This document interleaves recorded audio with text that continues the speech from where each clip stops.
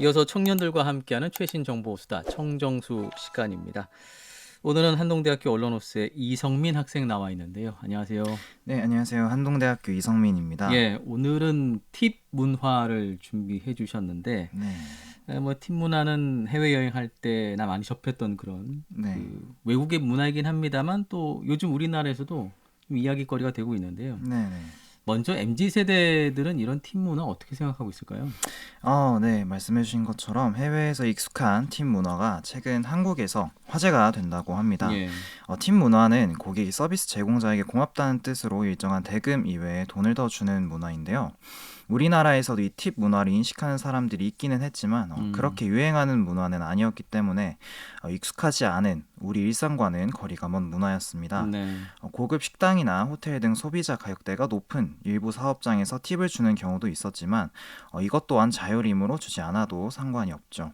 하지만 최근 국내 한 카페에서 무인 결제 시스템인 키오스크가 있는데도 음. 팁을 받는 유리병을 테이블에 놓는 모습을 아, 보여줘서 이 팁 문화가 네티즌 네. 사이에서 다시 화제가 되었습니다.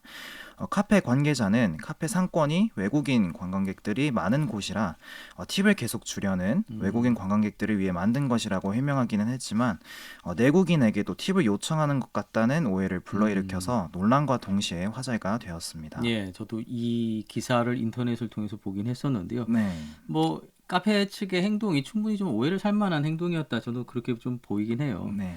에, 그 외에 또 이렇게 좀 팀 문화 화제가 됐던 일들이 있을까요? 네, 지난달 8월 최대 규모의 한 택시 호출 서비스 플랫폼에서는 만족한 서비스를 제공한 택시 기사님에게 팁을 지급하는 서비스를 음. 도입하는 것에 대해서 설문조사를 실시하였는데요. 네. 대부분의 고객의 70%가 반대하는 모습을 보였습니다. 하지만 해당 플랫폼은 택시 팁 시범 서비스를 도입하였고 이용한 택시의 기사님에게 높은 평점을 남기면 고객 동의 여부에 따라 팁 결제창이 생기도록 했습니다. 예. 소비자에게 택시 팁 1,000원, 1,500원, 2,000원 가운데 선택할 수 있게 했고 지급 안함도 선택할 수 있게 음. 했는데요. 물론 팁 지급 여부는 어디까지나 소비자의 자율적인 선택 사항이고 팁을 강요한 택시 기사에 대한 신고가 들어오면 해당 택시에 이 기능을 이용할 수 없도록 하고 승객에게는 환불 조치하겠다고 밝혔지만 소비자는 여전히 부정적인 반응을 보였습니다. 예. 승객이 현금으로 택시 비용을 결제할 때 소액의 잔돈을 안 받는 경우가 꽤 있었는데 음. 승객이 자발적으로 택시 기사님에게 주는 팁으로서의 의미이기도 하고 잔돈을 일일이 챙기기 귀찮거나 잔돈을 챙길 여유도 없을 정도로 바빠서 안 받는 경우였지만 손님이 직접 주는 팁을 조금은 강제성이 있는 서비스로서 도입시키는 것에 부정적인 반응이 나타난 것이죠. 예. 이처럼 지난달 8월 한 택시 호출 서비스 플랫폼의 팁 서비스 시범 적용으로 인해서 이 팁 문화가 다시금 화제가 되었다고 할 수 있습니다. 사실 쾌적한 운전을 해주신 택시 기사에게 감사의 네, 표현으로 뭐 일정 정도의 팁을 드리는 거는 뭐 나쁘지 않다고 생각이 들어요. 그게 또 네네, 좋은 서비스를 또 네 받을 수 맞아요. 있을 테니까요. 근데 또 한편으로 생각을 해보면 택시 요금이 또 네 올랐잖아요. 맞아요. 예. 택시 요금도 올랐는데 거기다 팁까지 준다. 이게 또 부담이 될 네, 수 있단 말이죠. 될 수밖에 없죠. 그 우리나라에 있던 뭐 일종의 팁 문화랄까요? 그런 게 좀 있었을까요? 네, 원래 우리나라에 있던 팁 문화 널리 적용된 사례로는 네. 배달 팁이 있습니다. 아, 네.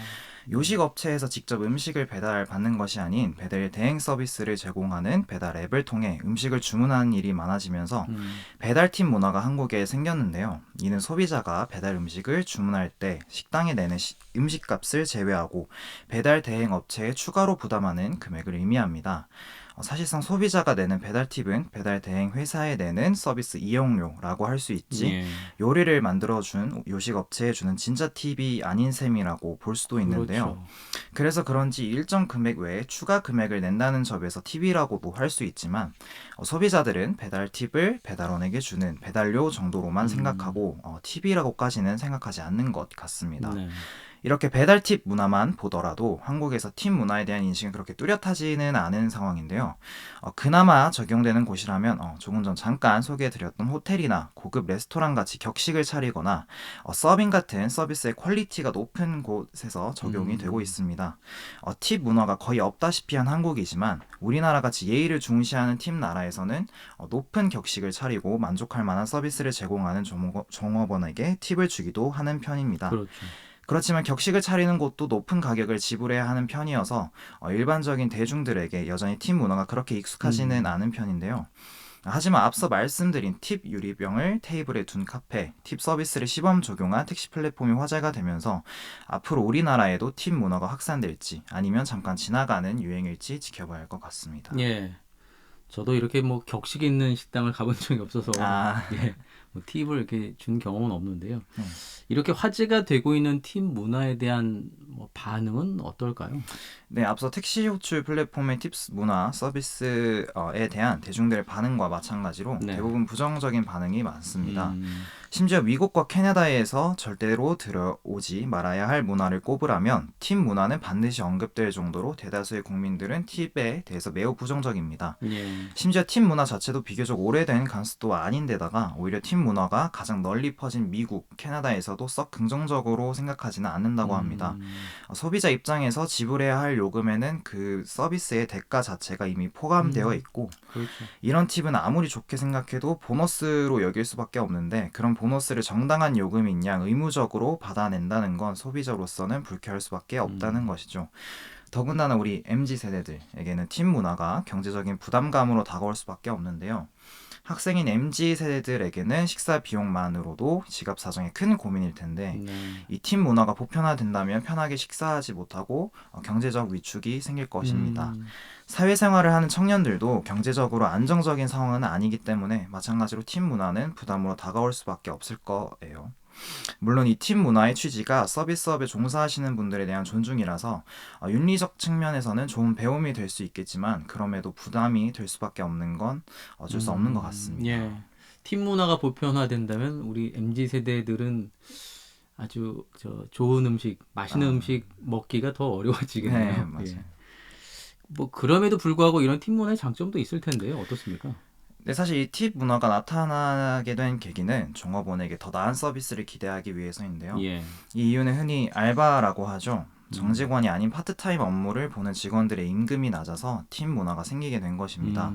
그래서 이 팀 문화를 통해 파트타임 직원들의 근무 환경을 개선해주고 더 높은 퀄리티를 기대할 수 있게 하는 것이죠. 네. 또 앞서 잠깐 설명해드린 것처럼 직종의 급을 나누지 않고 동일하게 존중해주는 효과도 있습니다. 상대적으로 굳은 일을 하는 종업원을 존중한다는 의미로 팁을 줄 수도 있는 것이죠. 그렇죠. 하지만 이 장점도 옛날 이야기에다가 우리나라에서는 그다지 소용없는 이야기라고 할 수 있을 것 같은데요. 우리나라에서는 근로기준법, 근로자들에 대한 최저임금이 확실하게 설정되어서 파트타임 일을 하는 근로자들에게 적은 임금을 주고 노동 착취를 할 수 없을 뿐만 아니라 계속해서 이 최저임금이 높아지고 있어 근로 환경이 많이 개선되고 있습니다. 네. 또한 파트타임 업무에 대한 인식도 예전에 비해 많이 개선되고 있어서 예전에 비해 알바생들을 하대하는 일은 많이 없어졌다고 볼 수 있습니다. 분명 장점도 있는 팁 문화이지만 장점에 비해 단점이 많아서 한국에 적극적으로 도입하기에는 어려움이 있는 것이죠. 그렇군요. 혹시 성민 학생은 개인적으로 이런 팁과 관련된 경험이 있을까요? 네, 사실 저는 아직 이런 팁 문화를 한국에서 경험해 보지는 못했는데요. 예. 하지만 이 팁 문화가 보편적인 독일에 거주했던 경험이 있어서 이 팁 아. 문화에 대해서는 조금 익숙한 편입니다. 독일은 어떤가요? 네, 독일의 팁 문화는 다른 나라의 팁 문화와 마찬가지로 식당의 서빙 종업원에게 예. 팁을 주는 것은 물론이고 물을 마실 때도 화장실을 이용할 때도 팁을 줘야 합니다. 어떻게 보면 물을 구매하는 개념이 될 수 있겠죠. 네. 독일은 물 부족 국가여서 이런 팁 문화로 발전하는 것인데요. 그래서인지 독일 사람들은 이런 팁 문화에 익숙한 편입니다. 대신 독일 물가가 굉장히 싼 편이어서 네. 독일 사람들도 불만 없이 팁을 지불하는 것 같아요. 이처럼 독일의 상황 때문에 팁 문화를 적극적으로 수용하는 것이겠지만 외국과 상황이 다른 우리나라가 외국의 문화를 그대로 받아들이기는 어려울 것 같습니다. 팁 문화를 한국에 들이려면 우리의 상황을 잘 고려해서 도입해야 할 것 네. 같습니다. 이 팀 문화의 장점을 좀 잘 반영한 네. 우리나라의 정서나 분위기에 잘 맞는 문화로 좀 나타나고 정착되기를 기대해 보겠습니다. 오늘 청년들과 함께하는 최신 정보 수다 청정수에서는 우리나라에서도 확산되고 있는 팀 문화에 대한 MZ 세대의 반응에 대해서 함께 이야기 나눠봤습니다. 한동대학교 이성민 학생이었어요. 고맙습니다. 네, 감사합니다.